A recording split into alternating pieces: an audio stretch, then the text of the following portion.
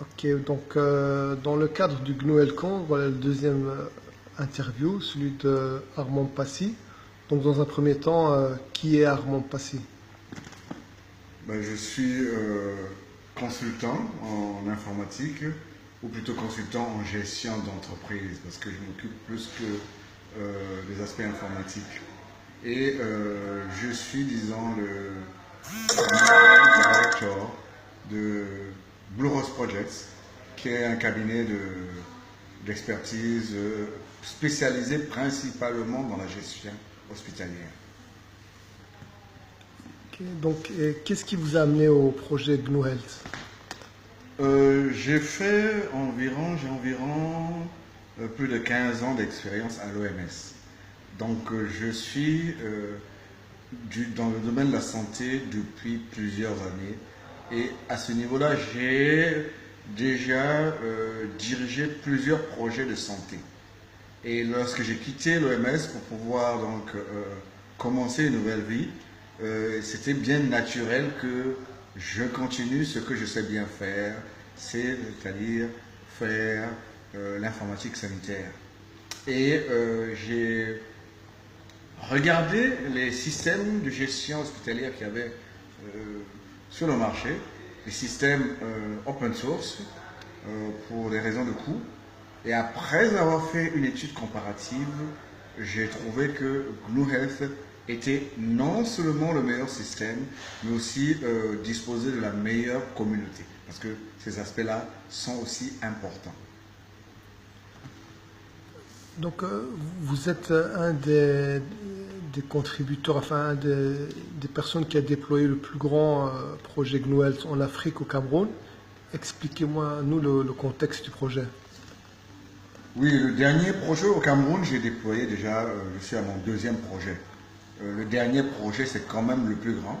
Nous avons déployé Blue Health à l'hôpital de district de Bafia.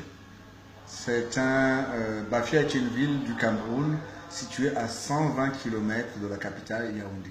Combien de lits? C'est un hôpital qui a environ 170 lits, disons entre 50 et 80 personnels médicaux, et qui comporte presque tous les services qu'un hôpital peut comporter, c'est-à-dire que vous avez les consultations générales, le service de pédiatrie, le service de néonatologie, la maternité, le laboratoire d'analyse médicale, ils ont aussi la radiologie et la chirurgie.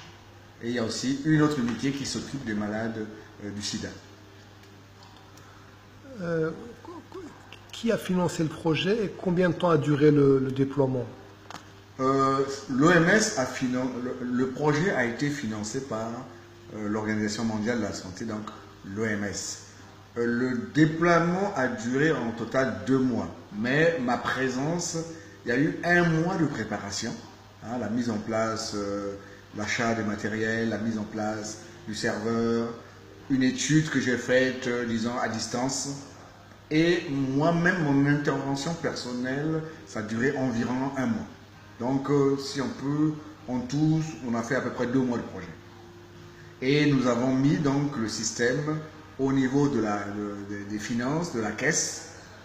Donc, le système fait la facturation, fait au niveau des consultations générales. Donc, les malades arrivent, ils arrivent donc en salle d'attente, ils sont reçus par les médecins. Et donc, le médecin on crée le dossier patient, le médecin fait sa consultation.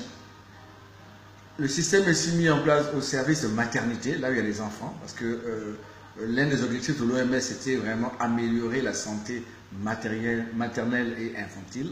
Donc au niveau des petits-enfants, des bébés, on le fait. Le système est mis aussi en place au niveau de la maternité, car l'OMS insiste, mais disons beaucoup d'accent sur l'amélioration de la santé maternelle, notamment le suivi de la femme depuis la grossesse jusqu'à l'accouchement. Et nous le faisons avec nos rêves. Et bien sûr, l'autre service, c'est le service de laboratoire d'analyse médicale. Lorsque les malades, lorsqu'ils arrivaient pour traiter, disons, des résultats, ça prenait énormément de temps. Ça prenait de 30 minutes à 1 heure parce que les résultats étaient saisis sous sous un logiciel Word, avec toutes les erreurs bien sûr que cela comporte et toutes les malversations qui peuvent aussi arriver. Actuellement, on peut sortir les résultats automatiquement, les résultats sont saisis dans le système et enregistrés aussi. Parce qu'avant, lorsque les résultats étaient saisis, bien sûr, ils se perdaient. Lorsque le malade revenait pour consulter son dossier, il fallait qu'il refasse tous les examens. Donc, on a réussi donc à ce niveau-là aussi à installer le système.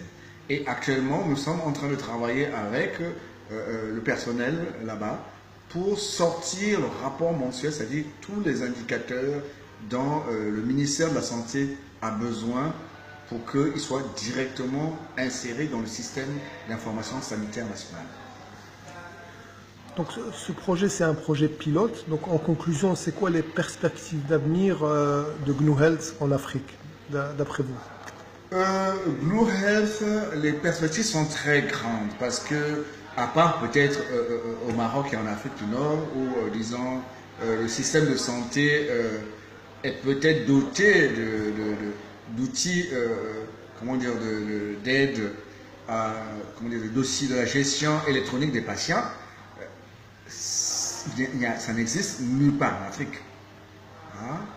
Les informations patients sont enregistrées sur du papier, sur des feuilles qui se perdent.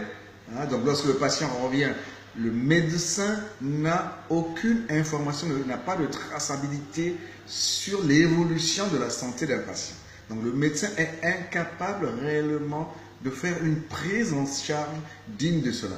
Et je me moquais un peu de mes collègues médecins en disant que ce que vous faites, c'est du bricolage. Parce que même une voiture, lorsqu'elle va en révision, on a une fiche pour suivre l'état de la voiture. Mais un être humain, on n'a rien pour suivre l'évolution de la santé de quelqu'un. D'autre part, l'importance du dossier électronique du patient. Pourquoi? Parce qu'aujourd'hui, les 3/4 des causes des maladies dépendent de l'environnement du patient. Or, avec un bon dossier électronique, il est suffisamment complet là où on a des informations complètes du patient et de son environnement. Est-ce qu'il vit dans un environnement insalubre? Est-ce qu'il se nourrit correctement? Est-ce qu'il fume? Etc. Donc, ça c'était donc un aspect pour la prise en charge globale du patient à peu de coûts. Moi, je suis, avec votre aide certainement, on peut au niveau informatique déployer des systèmes déjà à partir, disons, de 1000 euros, 1000 dollars. Qu'est-ce que vaut 1000 dollars par rapport à la vie de quelqu'un? Et l'autre aspect, c'est que les systèmes d'information nationaux ne disposent pas des données. Les informations, les statistiques qui sont fournies au niveau national sont erronées. Donc, il faut aujourd'hui des outils qui nous permettent donc de fournir des statistiques en temps réel. Et GNU Health permet de le faire. Okay. En conclusion finale, je sais que vous êtes très actif dans la communauté francophone, vous avez traduit les interfaces, etc. Que pouvez-vous dire aux personnes qui veulent contribuer au projet GNU Health? Quels sont les besoins? La communauté francophone ne doit pas attendre, parce que là, là tu es le deuxième, je suis content. Nous ne sommes pas nombreux. J'ai un principe, c'est que n'attendons pas que l'Occident, enfin là je m'adresse surtout à mes frères et sœurs africains, n'attendons pas que l'Occident vienne faire le développement à notre place. Donc, j'exhorte tous ceux qui sont intéressés, quel que soit leur domaine d'expertise, à venir, à nous contacter, aller sur le site web de GNU Health, www.gnuhealth.org. Tu te feras le plaisir de nous communiquer. Et contactez-nous, et ensemble, nous avons plusieurs projets ensemble, donc on verra ce qu'on peut faire ensemble. Ok. Merci Armand, merci.